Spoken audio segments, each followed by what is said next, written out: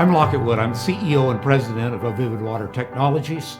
We generate well in excess of 1 billion gallons of industrial wastewater per day in the U.S.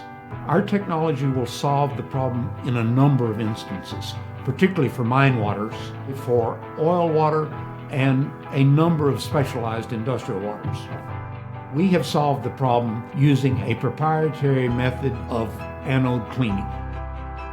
They combine with all the contaminants, creating a solid precipitate that we can easily filter.